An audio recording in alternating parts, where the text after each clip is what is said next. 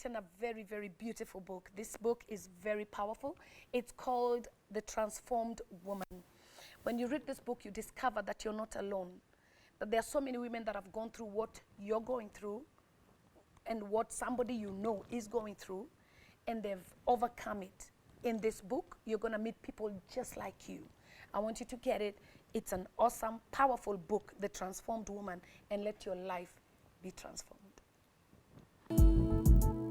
Don't let what you've done hinder you. Hinder you. Don't you let where you've been hinder you. Don't let what they've said hinder you. Hinder you. Don't you let your past hinder you. You're a woman without limits. Yes, you are. Yes, you are. A woman without limits. Yes, you are. There's nothing the enemy can do to stop what God has for you. There's nothing the enemy can do to stop what God has for you.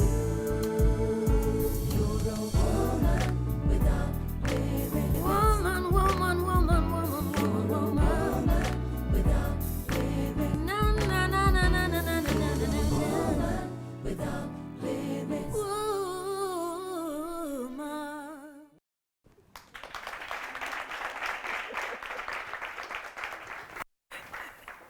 Good evening, viewers. We promised that we were going to come back and continue where we left last week. This amazing woman, Wanja, has an amazing story. She started it last week. It's been awesome and powerful. If you missed last week, just pray. We're going to put it on YouTube very soon. But right now, this is Woman Without Limits. She spoke about emotional abuse. She spoke about physical abuse. She spoke about alcohol, being an alcoholic. Guys, social abuse, every form of abuse, she went through it. But she's here to show you that if God has begun something, he is faithful to complete it. It doesn't matter how bad it is, God is able to turn it around for you. This is Woman Without Limits. I know you're in for a good time. Buckle those safety belts and let's go. And this one day, this lady came in, and that's why I love the power of testimonies. This lady came in and she talked about how she was in on the streets in LA with her child for 13 years. So addicted to drugs, and you know, she just used to keep running away with the child so that social services don't get her child away. And so she had been transformed and she had recovered, and she was looking so confident. You know, those ones of you like, wow, really? You admire. Exactly. Yeah. So when I'm listening to her, I was so broken that day. And she looked straight to me and she said, lady, there's something you need to forgive. She just looked straight into my eyes. She said, there's something you need to forgive. For the first time in 15 years, the rape. Just like that. And I'm like, wow, the rape. And she stood me up and she hugged me.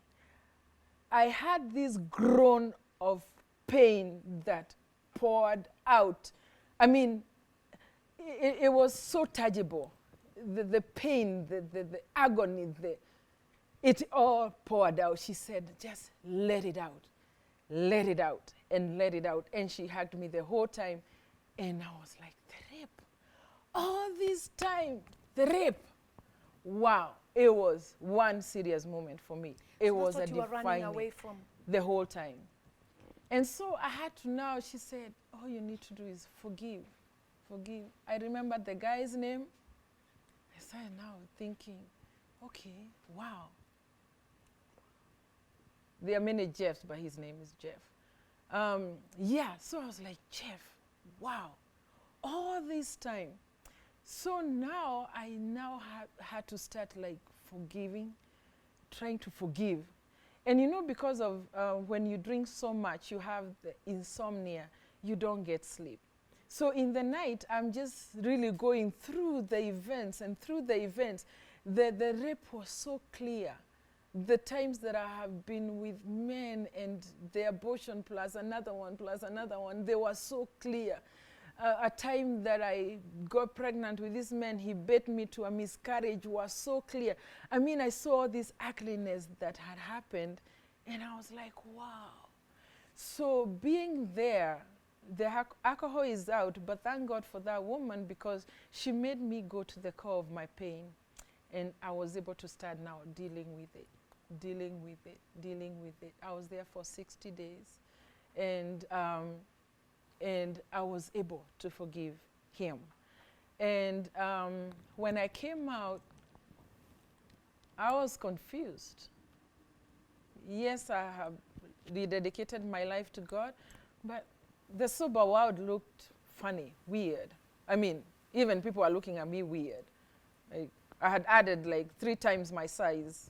And some thought I'm pregnant, you know. I mean, people just say things, not in a bad way, but, you know, they haven't seen me for 2 months, but I come out and I'm looking so clean and everything. So it was a strange world. For me, it was very strange. But stop right there, Wanja, and just let's go a little back. The power of forgiveness. The power of forgiveness. When you held that lady, immediately she said, forgive. What came back to your mind was that rape, meaning that it's actually that that took you into this roller coaster of doing all other things. Did you know that when somebody is going through a situation, before you judge them, find out why. That's true. Don't judge. Just find out. Actually, I've talked to a lot of even prostitutes, and they tell me stories, and I'm like, oh my God. Some were raped by their own fathers, and they ended up in the streets. I mean, they have some serious stories. So when you see someone going through a turmoil or behaving funny, even your own child, if you see your own child behaving funny, don't just judge and think this one is throwing tantrums for nothing. Just find out the deeper depth. The power of forgiveness. Because once you forgive, the Bible says if you don't forgive, even you will never be forgiven. So now you decided to release this Jeff, and that's what got you even adding weight. Yeah, oh yeah. The food could find its place somewhere in my tissues. Right. Yeah, so you now went out. Yeah, so I now went out. I go back to my cousin's house, and now the one you talked about, the familiar places, now you see even the idea that I drank there in that room was not a good idea. So immediately I told my cousin I had to move and go to now my friend's house, because basically right now I have no home. And I was there at my friend's house for quite a while. And that was May. June, July, August, September, October, November, 6 months down the line. I'm here, I'm not getting a job. You know how you come out with these high expectations. Because I've done this, God is going to do this. I don't have a car, God is going to flow. It's just going to flow. This God side now disappointing me, because I'm thinking, why isn't he doing something? You know, I'm just sitting here with people, they're working, they're going to work every day. So I started getting desperate. By the way, when I went into that friend's house, I found like we were cleaning the garage, and we found so much alcohol, and I was like, we need to get this out. We need to get it. So she was like, yeah, put it up in my room, because the husband used to have a drink.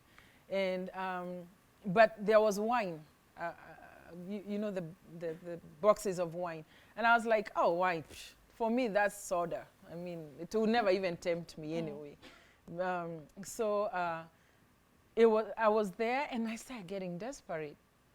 And sure enough, one day I just snapped.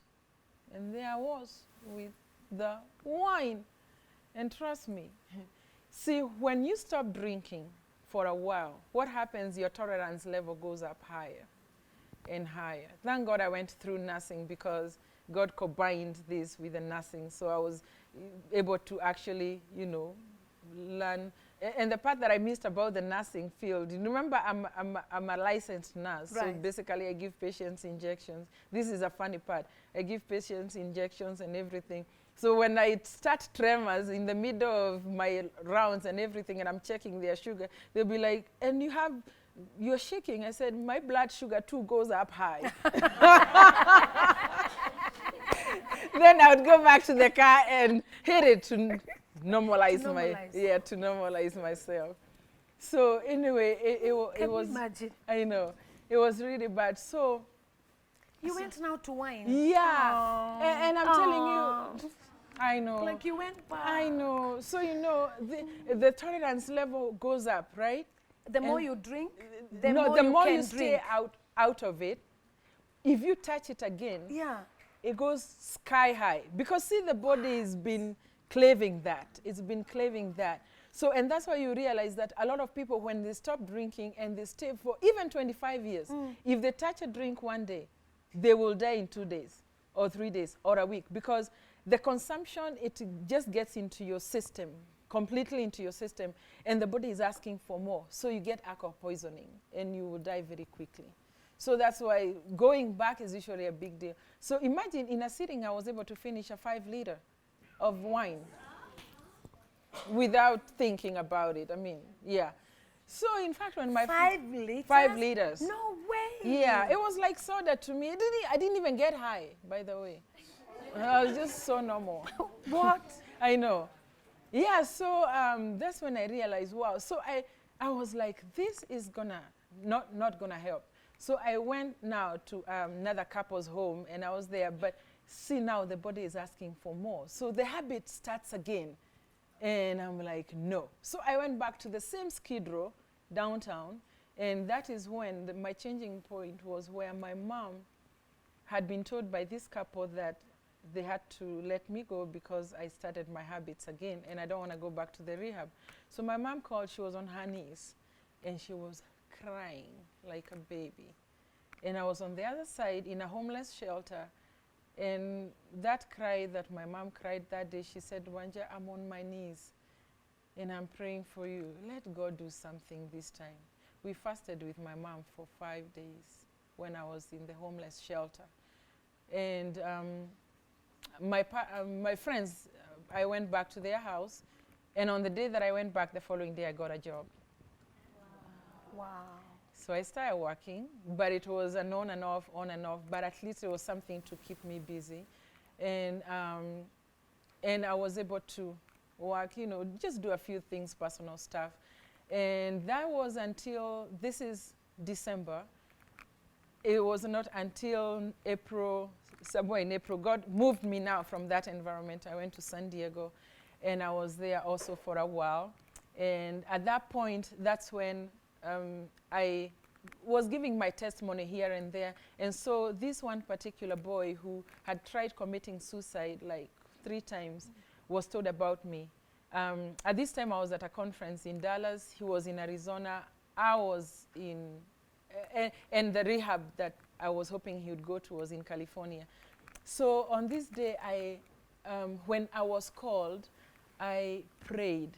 And when I was given a chance to speak at the conference, I told them that there's a young man who would need to go to the rehab, but I had no finances. So they raised $450 for me to be able to help him out.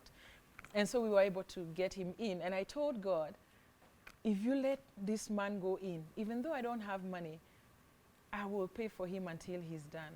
Sure enough, in 1 week, God gave me a job in San Diego, a job, a place to stay, and a car in 1 week. Wow.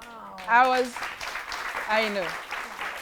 I was able to pay for this young man until he finished. But as soon as he had finished, the job was gone. That was interesting. So it was provision for the boy. It was provision for the boy. So yeah, that was interesting. Yeah. Now, this is what happened. You see, these things I see much later, but this is what happened. I have now no job from November. December, I got a shaky job. And then this is 2011. I got a shaky job towards the end.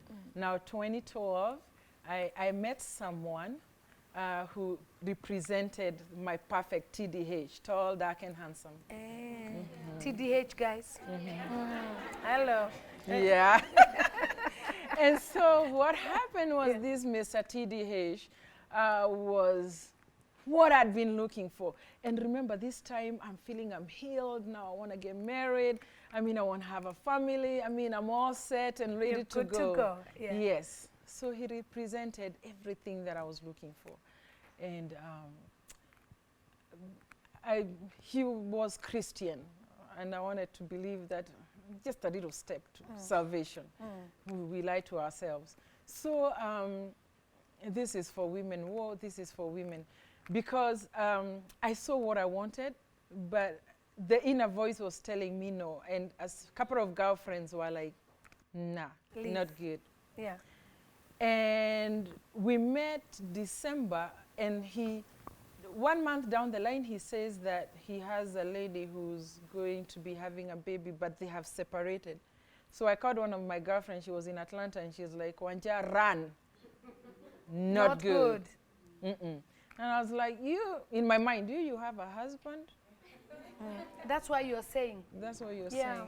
saying. That's what normally girls say. You have a husband and you're happy. Let me check get my this out for happiness. myself. What is it? Yeah. Yeah. So I ignored all the signs. And he adored me, you know. He was like, you like a preacher lady, and you know, you're such a diamond, and you know, all the things that you've gone through. That you want to hear. Then he asked for the manuscript of my book, which I'd written because of the boy that I took into the rehab, because I knew my testimony would go further if I put it in a book form. And so he asked for my manuscript, and I had just given it to the publisher and had paid a deposit of $200, and he has to read it, and I did give it to him. And he said two things. One, if you publish this book, me and you cannot be together. Number two, you will never get a husband.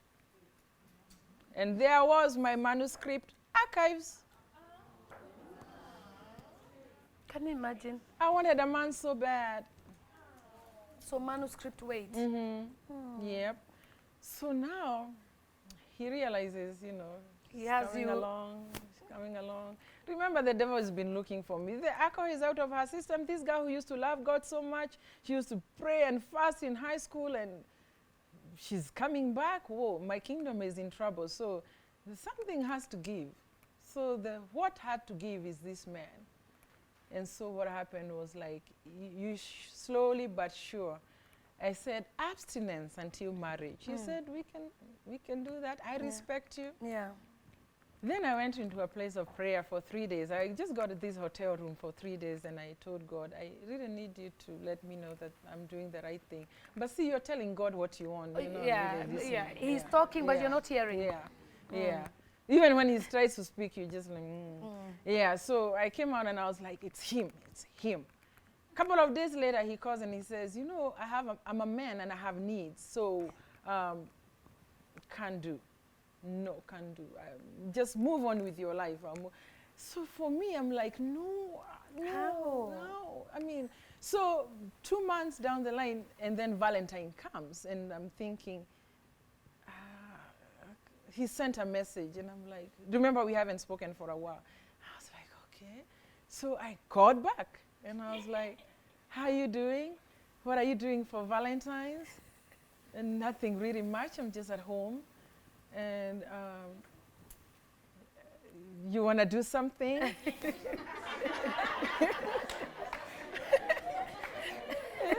and for him to know I was still doing okay, I was like, I'm just going to the gym. I mean, if you don't mind, I can come along. Actually, I can bring, can get a bottle of wine. He was like, wine? You mean wine? So wine, wine, you can also do the other one. I said, no, I didn't say that. I just said a bottle of wine. Wah, not sensitive to the spirit. No, at all. So I go to the gym, literally, go get a bottle of wine, literally, and drive 1.5 hours to the guy's house. Obviously, one thing led to the other, and I'm in the box. Yeah. So now, 4 days later, I move in. And I start telling God, you're going to save him, right? He's going to be born again, right? Wow, I've just presented a person who's born again and loving God. Yes.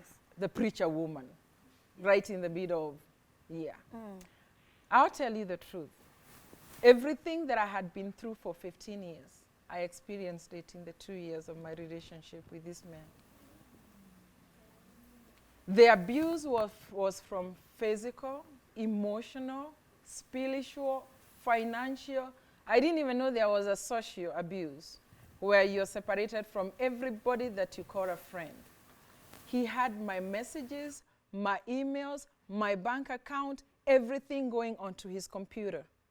As in, he can read every message that I send out. He put a gauge in my car. If I go to a place, he wants to know who I went to, who I talked to. My phone, he already knew who I've talked to. My messages, he already know who I've texted, what I've been text back. My bank account, if I swiped my card, what were you doing? What were you? I mean, stalker.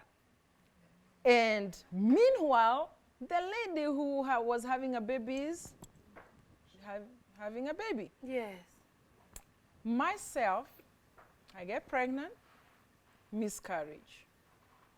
I got pregnant again, miscarriage. I got pregnant at that time, miscarriage. Meanwhile, one baby for her and another one. You can imagine that pain. I was in so much pain. She gets another baby. While he said that she was just pregnant and they had nothing to do with each other. Exactly. Right now, I'm right in the middle of hell, paying for all the sins. And for he's one, beating you? He's beating me up. He's emotionally drained. He used to be like, people wonder why I'm with something as filthy as you. But I keep telling them, you're a good girl. He's the one who was calling me filthy. You know, and he was like, oh, these men that you've been with. I mean, even if I had to take a car, go to work in the evening, I'd have to show him my check so that he can be sure that I was at work and I was not at a man's house sleeping with someone else. Because he was like, you're a hoe. You're filthy. You're a hoe. How do I know? You know, you're not sleeping with so-and-so. If I mentioned a pastor, he was like, yeah, that's pastors you sleep with all the time. Pastor. You went to see pastor who? You're sleeping with him now? I mean, it was terrible. I mean, I experienced more abuse than any in his house. So on the day that this relationship ended, and it's the day that he told me she's pregnant again, I let him talk, and he finished talking, and I was like, you done? Okay. Can you leave? So he left. Because now I had gotten my own place. So that is a time that I had to get together with God and with my spiritual mom who never gave up on me. She's called Prophetess Mwaka Twajirayesu. She's from Dallas. I know her. Yes. Yeah, she's a friend of mine. Yeah. So we had to get to the bottom of it with her. And she was like, Wanja, what is this that is attracting this ugliness in your life? And I had to give myself I didn't even know how much time I was going to spend with God.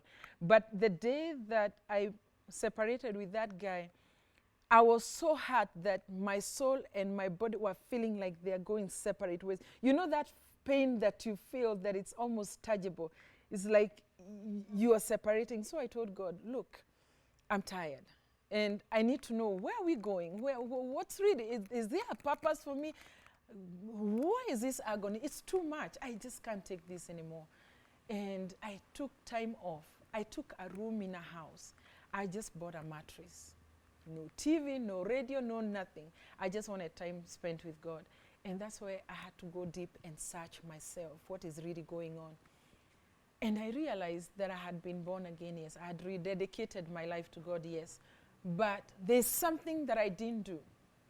You know how the book of Matthew talks about how, you know, the word is planted, and it falls on the side. Good ground, bad, good ground, stones. And then sometimes the thorns, they suffocate the word and shock the word. I knew there were things that were shocking, you know, what was happening. So I had to list them down.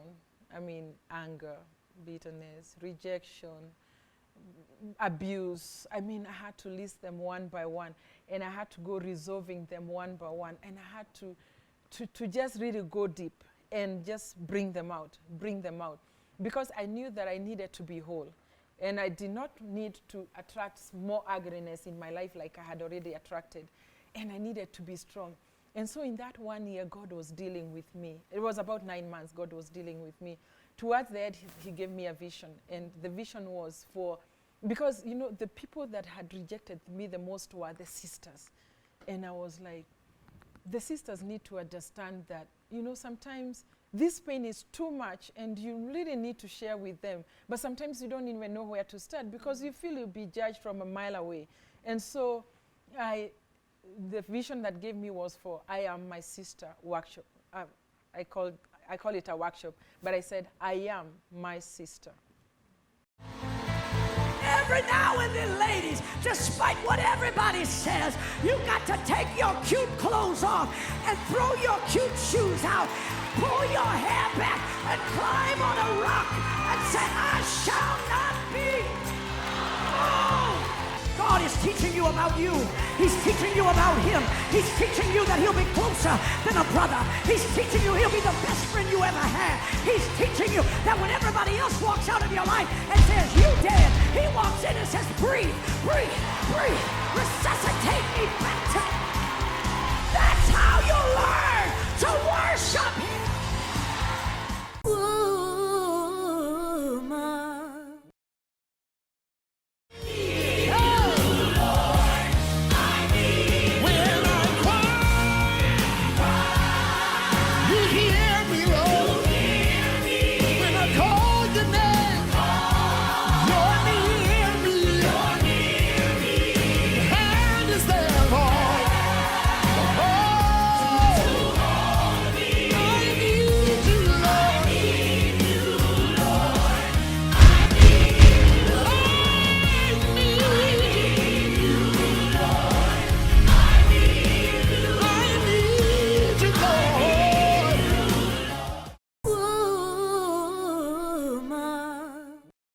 Okay, so by the end of the year, I had, in fact, this came downloaded when I was at work.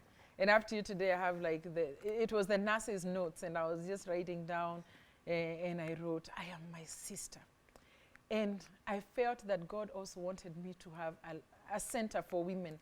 I knew that the center I had gone to, it had really dealt with my spiritual, completely, very well. But yes, the alcohol was out of the system. But how about the other things, the ugliness that you've gone through? And the bitterness and anger. Yeah, none of them had been addressed.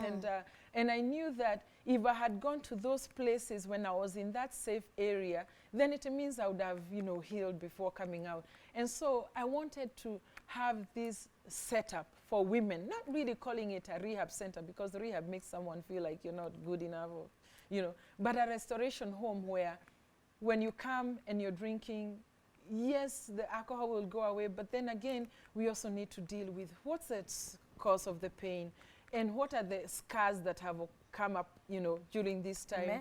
Amen. And how can we deal with them? And your environments, if you're being abused by your man, do we need to deal with that here before you step out? Do you need to go back to that environment? I mean, I looked outside of, you know, what made me fall. Right. I wanted to know the good thing, I took the good thing. The spiritual part was perfect. But I took the other side of the emotions. The emotions. How are we dealing with Shattered. them? Yeah, they're shattered. And yes, you know, the word of God will be given to you over and over again. But if you still have those things that are suffocating the word, and that's why, you know, I realized that there's still so much anger in someone who's born again. You're like, wow, you're angry. Yeah. Why? And it's because some things have not been dealt with. You've not been able to forgive, and forgiveness usually comes first above all else. And even this man who abused me for those 2 years, I still forgave him. I found a way to forgive him and to love him because I knew he was also coming from a broken, very, extremely broken place. But how I was giving excuses for that when I was there. But after I came out of the picture, I knew that unless he needed help. He needed help. He really did need help. And so I didn't blame him. I knew he probably just want to be out of that box as much as everybody wants to be out of that box. So I trusted God, and I decided now I'll do these workshops across the states and then raise money. And I hoped that I would have a rehab center out in fact, I wanted the Arizona area, you know, because they have these ranches and stuff like that. So, you know, you want a serene place. Yeah. And I told God, so when this is all started and I'm going all around the states and I can do this and I can raise money for this rehab, I was excited. Now, you know, when your vision comes clear, Now you know you have a purpose. Exactly. Now you know, okay, whatever I went through was actually for a purpose. Exactly. Do you know there's nothing that you go through that God does not use? Yeah. He uses it all. All of it. And I think for I was ministering at the Daughters of Zion last month. And for those who are there, they know we were talking about this adversity is actually for your attention. Because sometimes when you go through adversity, God is speaking to you. And that's the time your ears need to be very attentive. Like you're going through that emotional turmoil, abusive environment and all that. But you need to listen to the voice of God. What is God saying? Because out of that can come a very, very powerful purpose for your life. So there you are now. God will start to show you that you need to open something. Yeah, and the one thing also that God has helped me learn is that God trusts you with the pain. And I'll tell you why this came up. Because between 2008, when my best friend passed on, to 2016, or around that time, 10 people that we were drinking in the same house were laying in my couches, all on the carpet, passed out, who didn't even drink halfway the way I drank, were at 6 feet under. As in by the end of last year. Wow. Sick, dead. Yeah. And you know, when I came out of the rehab, I was taken to the hospital and I was tested. My liver whatever's balance was normal, completely normal. The numbers were all normal. And I'm thinking, how? So God has to trust you enough to know you can get through the pain, you can handle the pain, and become the healer, but he knows he can trust you. The moment that Oprah calls it aha moment of God can trust me, he actually trusted me with all this pain and all those tears. Wow. And then I remembered, you know, the verse in the Bible that when Jesus told Peter, I have prayed for you. And the Satan has asked that he may sift you like as wheat. Yeah. But I have prayed for you that you may not lose your faith. And when you have turned back, come back and strengthen your brothers. Oh, that was another aha moment. Amen. Because I was like, Come whoa, on. I didn't die. Those guys, they left, but I'm here. And so, so I started, and I did my first workshop in Houston, and I did my second workshop in Arizona, and I did my third workshop in LA. Right. And God started shutting the doors again behind me. Your work here is done, basically, in the United States. He was speaking, but I was not listening. I was trying to ignore it. And God spoke. My job ended, so I have no income. I pushed, but God shouted eventually. My dad called me on my birthday. And he said, we thank God for your birthday and the years that he's given you, good conversation. But he was serious. And he said, your mom and I are just praying for your air ticket to get back home because there is no longer any blessing for you in the United States. Wow. In 2 weeks, I packed my bags, 2 suitcases. I opened my house to everyone to pick whatever they want, and I packed a few things of what I think is important, and I put them in the bag. I put them at my cousins. I had my air ticket in 2 weeks, and I came home. Wow. Not knowing where to start, where to go, but my work was done there. Because the whole reason why I had gone there, come to find out that later, is because God had taken me for training, for equipping, for bringing a whole person back here. Obviously, last year was overly overwhelming. The reverse culture shock. I was reversing the whole time while I'm moving forward. And I kind of took a back seat. And time came when I was like, snap out of this, girl. It's time to Do your what thing, your do your purpose. thing, Right. your purpose. Right. And so my purpose came after a long, you know, So you've been here now from 2015? 2015, 1.5 December years. 28th, Yeah. yes. Yeah. Yeah. Yeah. Okay. Yeah. And so God allowed me to write a book, thank God. And Yes, tell us about the book for just a minute. Yeah. And then you tell us now about the you don't call it a rehab, you'll tell us what you're calling it. a restoration home. Yes. So The book is Through the Belly of the Whale. Through the Belly of the Whale. Yeah. And that came up when I'd gone for graduation for that young man. And the person, the preacher, was talking about through the belly of the whale, how God is trying to call you to do his work and trying to call you, but you keep evading. You know how Jonah was doing it? Yeah. Because all this time, trust me, even when I was drinking, I was fasting. Oh, you were fasting? Yeah. I would fast and then tell God, just a little bit. Yeah. Just a little bit more. Just a This little is bit. Through the Belly of the Whale. So and where are the books being sold? I just got a publisher. Okay. But through my email, the people can be able to request. Okay, And we'll put the once- email on the screen. Yes, yes. So that you can be able to get this book. You know, when you hear somebody's story, Yeah. you need to read and see where they're coming from and how they tried to run away Yes. into alcohol, into all manner of things. And now here you are. Yes. So when do you open the center? Is it So that is my prayer, Yeah. that God is going to provide a home. You know, I want a home that is out in the serene place, you know, where people can come for pure healing. As in, by the time you're coming out of there, you come to a world You're where sorted. you're thinking, you're so sorted.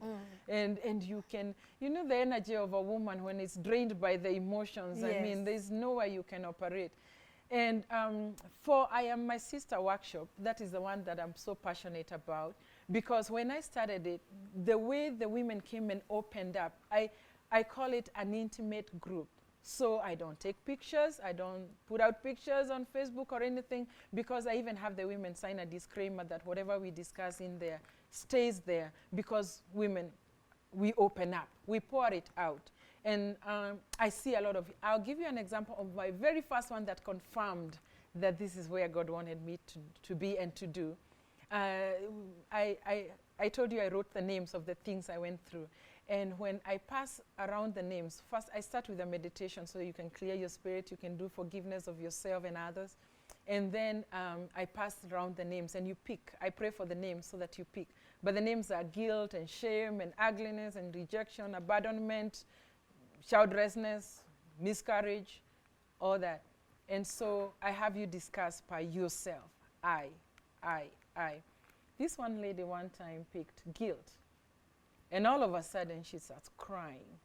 And she starts crying. And and her turn came to discuss this. And what happened was she had had an affair with a person in the church who had a wife. And she had a child with this person. And the child was 18 months, never spoken, never sat down, tubes, feeding tubes, oxygen tubes, feeding tubes, tubes from every corner. And I'm telling you, her positive trait was forgiveness. And she talked about the guilt and the guilt and the guilt. And then when we come back, we talk about, the positive traits, what you need to do about the ugliness. And we talked about forgiveness. And she started forgiving herself first. And the thing that was holding the baby from getting better is the fact that she did not love this child. She couldn't even hold the child because she was so guilty that she could not hold her own child.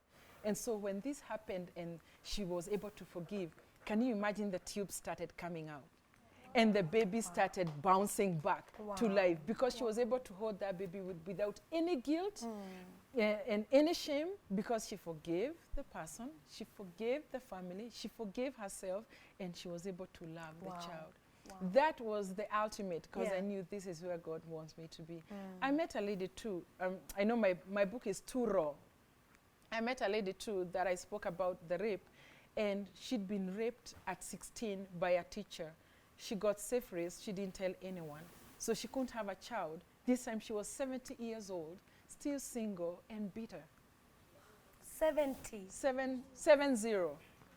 Still angry and bitter. And she was like, Wanja, you're doing such a wonderful thing, because someone who's younger, they can deal with it, so that way, you know, they can be treated.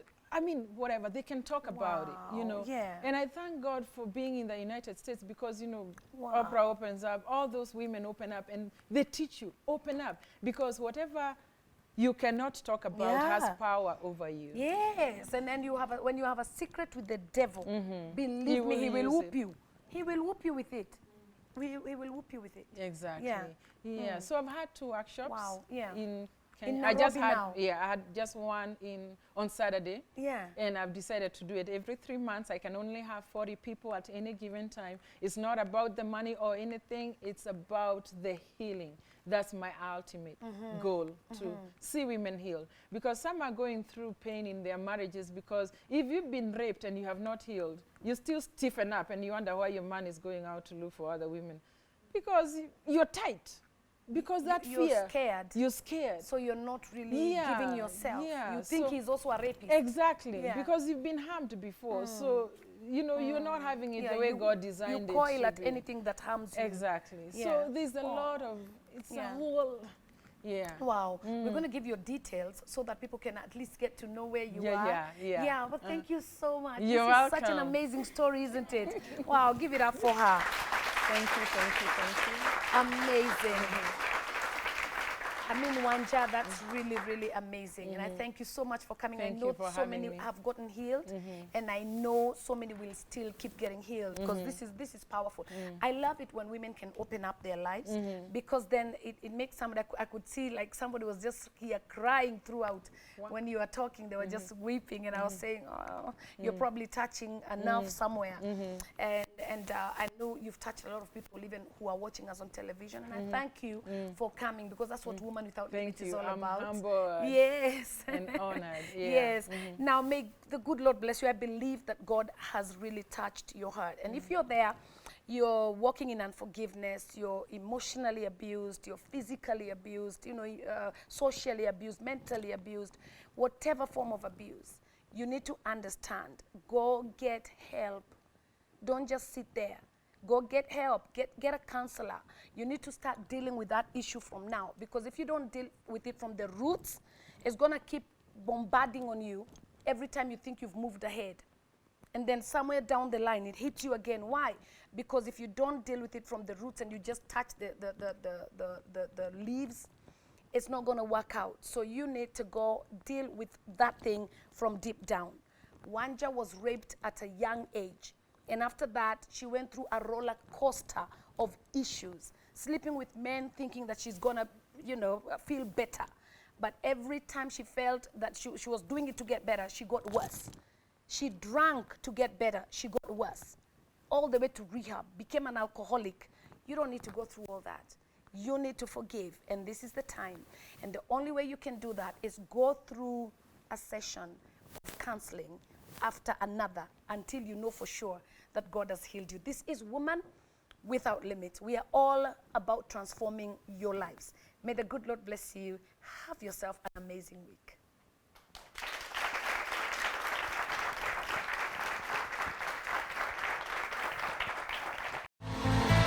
Every now and then, ladies, despite what everybody says, you got to take your cute clothes off and throw your cute shoes out, pull your hair back and climb on a rock and say, I shall not be. Oh! God is teaching you about you. He's teaching you about him. He's teaching you that he'll be closer than a brother. He's teaching you he'll be the best friend you ever had. He's teaching you that when everybody else walks out of your life and says, you dead, he walks in and says, breathe, breathe, breathe, resuscitate me back to. That's how you learn to worship him. I have written a very, very beautiful book. This book is very powerful. It's called The Transformed Woman. When you read this book, you discover that you're not alone. That there are so many women that have gone through what you're going through and what somebody you know is going through, and they've overcome it. In this book, you're going to meet people just like you. I want you to get it. It's an awesome, powerful book, The Transformed Woman, and let your life be transformed. Hi, My name is Geoffrey Kilonzo. I'm a pastor with JCC. I want to challenge you to join Talanta Institute today as they are in the forefront of unveiling champions. You're a